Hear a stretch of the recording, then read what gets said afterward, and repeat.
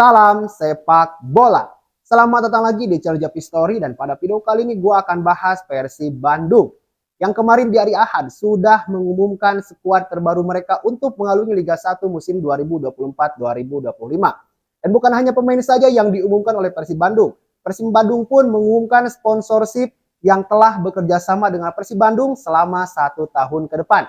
Ini tentunya sangat positif mengingat Persib Bandung akan berlaga di Liga Champions Asia 2 dan BRI Liga 1 ini jadwalnya tentu akan padat dan membutuhkan biaya yang sangat banyak. Dengan hadirnya sponsor-sponsor yang bergabung ke Persib Bandung, tentu ini akan memperingan pengeluaran klub ya untuk sebagai biaya akomodasi Persib Bandung selama 1 musim ke depan.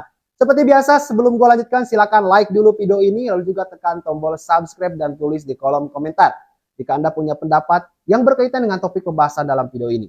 Nah, Persib Bandung tidak terlalu mengubah skuad mereka ya untuk mengarungi Liga 1 musim depan. Bahkan 80% ini masih berwajah-wajah lama atau skuad 2023. Tetapi yang terbaru itu ada Matteo Kocijan, lalu juga ada Gustavo Pranka, yang kedua pemain ini sudah diuji coba oleh Boyan Hodak di turnamen pramusim kemarin di Piala Presiden. Meskipun Gustavo Pranka ini bermain dalam 1 match, tapi kelihatan bahwa pemain ini punya kualitas ya. Secara kemampuan bertahan ia cukup bagus nampaknya ya.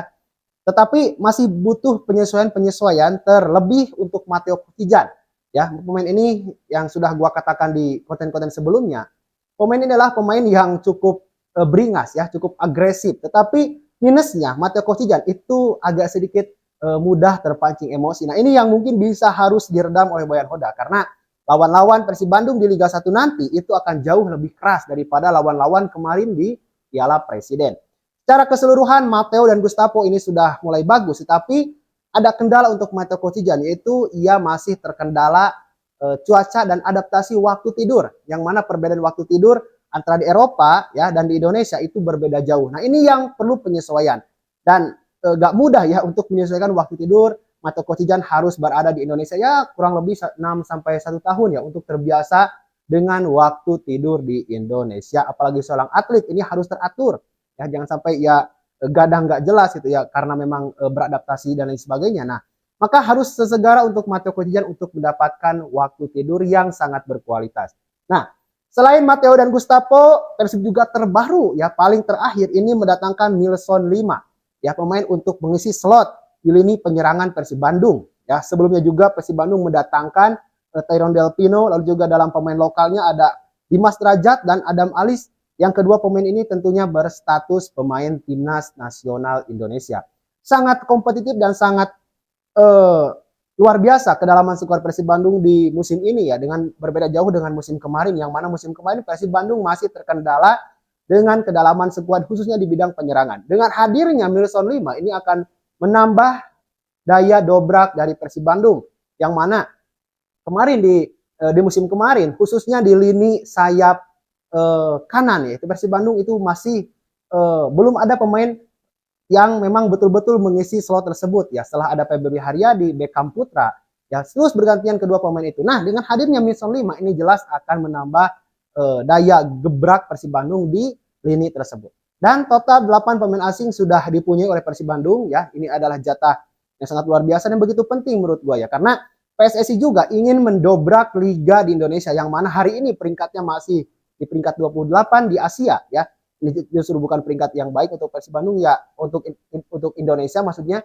Dan minimal ya kita harus berada di 10 besar di top liga di Asia. Dan di Asia Tenggara kita pun masih kalah oleh Filipina dan Myanmar. Nah, ini cukup sangat memalukan ya, bagaimana kualitas timnas kita juga harus diiringi dengan kualitas liga di Indonesia. Nah, kembali ke Persib Bandung. Setelah ada pemain yang masuk, Persib pun mengumumkan pemain yang keluar ya. Yang terbaru itu Jalnando dan Reky Rahayu ya. Mau tidak mau Persib Bandung, karena memang terlalu banyak pemain yang ada ya, slotnya terlalu penuh gitu, maka harus melepas sebagian pemain untuk meminimalisir pengeluaran klub. Salah satunya yaitu Jalnando dan Reky Rahayu. Jalnando dengan statusnya pinjaman selama 6 bulan ke PSIS Semarang ya. Dan untuk Reky Rahayu ini masih dalam tahap diskusi karena belum ada klub yang masih berminat ya dengan jasa Reky Rahayu. Nah, sedangkan Persib pun harus melepas Ezra Walian. Aduh, sangat disayangkan ya bahwa tahu sendiri bahwa menurut gua Ezra itu adalah sebagai sosok penyelamat bagi Persib Bandung. Beberapa kali dalam suatu pertandingan ya, ketika Persib sudah buntu dengan strategi dan serangan yang ada, nah, maka Ezra Walian lah yang menjadi opsi terbaik untuk diturunkan. Tahu sendiri Ezra itu punya kualitas meskipun secara pergerakannya lambat, tetapi kualitas Ezra Walian itu ada di tendangannya. Ya, tendangan-tendangan Ezra Walian apalagi bola-bola mati itu adalah favorit Ezra Walian. Nah, beberapa kali Persib terselamatkan lewat gol-gol dari Ezra Walian atau tendangan Ezra Walian yang memberikan assist dan kemudian membuat Persib Bandung terlepas atau terhindar dari kekalahan. Ya.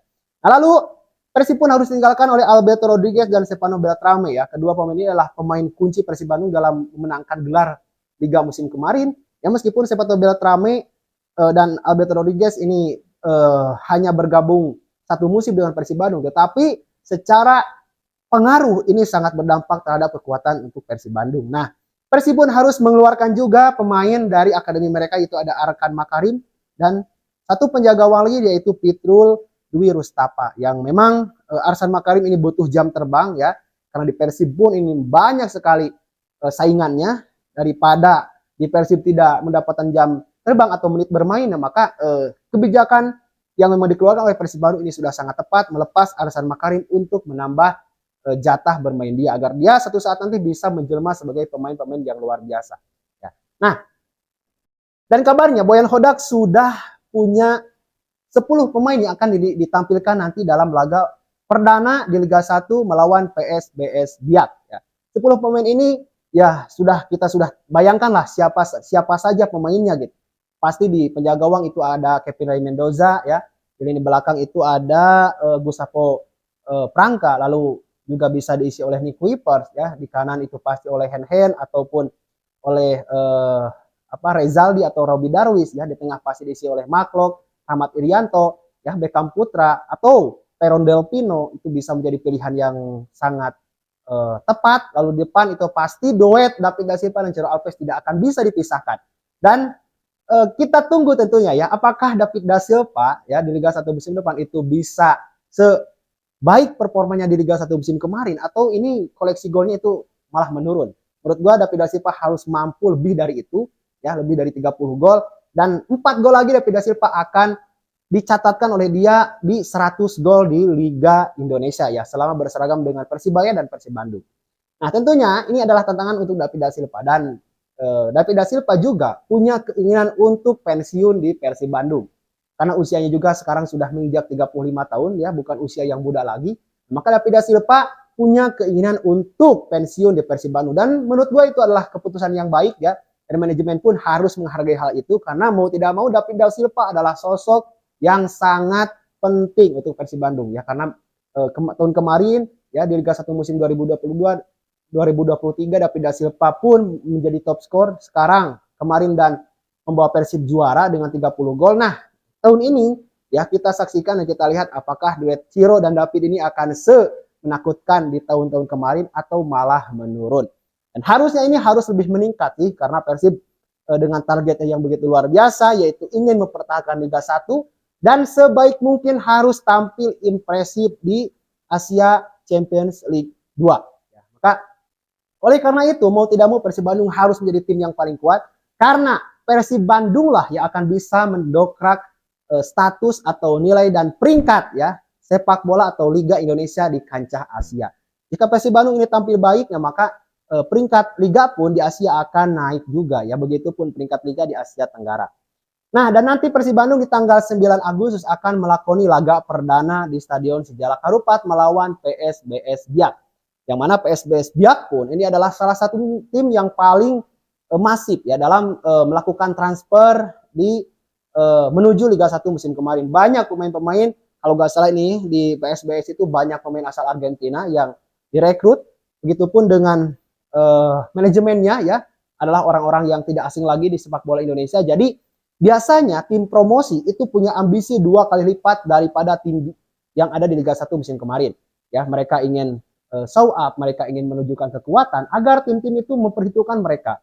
Dan itu yang harus dilakukan oleh tim promosi gitu. Jangan sampai terlihat lemah, harus terlihat menakutkan, harus terlihat sebagai ancaman yang paling nyata gitu, yang bisa saja menjadi kuda hitam. Dan masih ingat tentang klub promosi yang langsung menjadi Liga 1 yang ada Liga Inggris ya, yaitu Leicester City. Nah, semua klub promosi ingin seperti itu dan hanya Leicester City lah yang bisa melakukannya. Dan PSBS pihak juga targetnya bukan main-main ya, dia ingin langsung juara di Liga 1. Nah, dengan juara ini ya kita akan menyaksikan juga gitu apakah performa PSBS Biak akan sebagus targetnya. Dan kemungkinan tim ini akan menjadi ancaman yang sangat begitu serius untuk tim-tim yang ada di Liga 1.